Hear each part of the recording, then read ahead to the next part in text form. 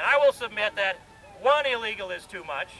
I'll take my stand. I'll say legal. I'll be happy to accept 450 to 500,000 a year of those people that can best enhance this country, establish an immigration policy that's designed to enhance the economic, social, and cultural well-being of the United States of America. That's what it needs to be about. Yes. And then the third question is, how many people do you believe would be given legal status in the U.S. over the next 20 years if the Senate version were signed into law? Now, wouldn't you think the administration and the Senate would be willing to tell you how many they think? I will tell you the lowest credible number I can find is 59 million people. Phyllis Schlafly stated night before last that it's 66 million people. I actually think that's a low number. But I'll take 66 million because this is over the next 20 years. I'll take 66 million, and the reason this matters is because the cumulative total of all legal immigrants into the United States since we began keeping records in 1820 and culminating in the census in 2000 is 66 million. So the Senate version of the bill matches the pot, 66 million more. But I asked that question, and I asked the President also, would you agree to an annual cap on the number of immigrants allowed into the U.S.? No answer to that question either. And so I would, again, submit this to the President. If the federal government cannot stop the illegal immigration of individuals who work illegally in the United States, how do you propose we stop $65 billion worth of illegal drugs in Iraq country every year? We've got to have a fence, we've got to have a wall, we've got to seal this border up. It's the only way we can enforce it. And then, last point, guest worker, temporary worker, misnomers.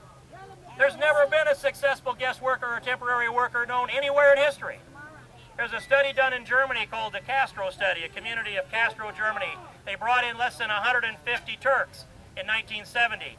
And by the year 2000, there were 2,800. One of them had intermarried. None of them had assimilated.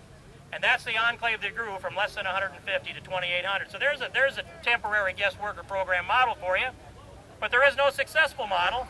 Whenever they come, they stay. So let's call them permanent workers if that's what it's going to be, but let's not tell ourselves it's temporary, because it will not be temporary.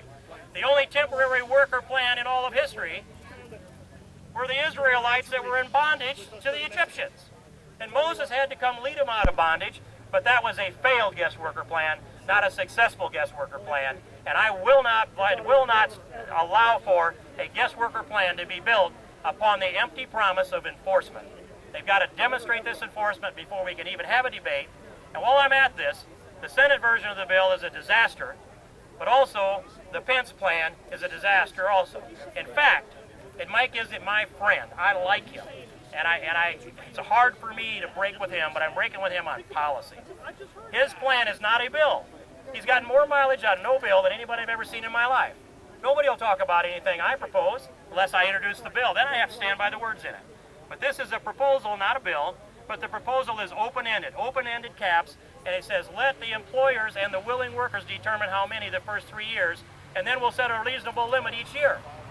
Well, the first 3 years are unreasonable in my opinion, and telling people that they can go to an Ellis Island center, I call them Ellis Island kiosks, and get ratified to come back into the United States to work. No one is going to leave America unless they're guaranteed a job when they come back. You will not have, in the background test checks, there is no way to do background checks on these illegals that are here in the United States, because many do not have it. They don't have a certified existence in the country they came from. Their birth certificate doesn't exist. When I ask them, they say, well, who do you want me to be?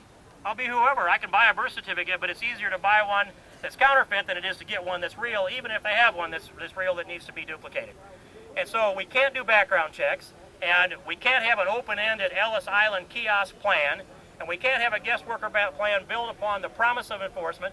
We must have law enforcement. We must have the rule of law. We must defend this culture that we are, be proud of who we are. That's what's made us strong. That's what's made us great. And that's why we're here today together with the Minutemen. And that's why we're here commemorating the lives of those who we lost 5 years ago today. We're going to honor them by tightening up and securing our borders, protect the rest of us in their memory and our gratitude to their families that have suffered so much. Thank you all very much, and God bless you all.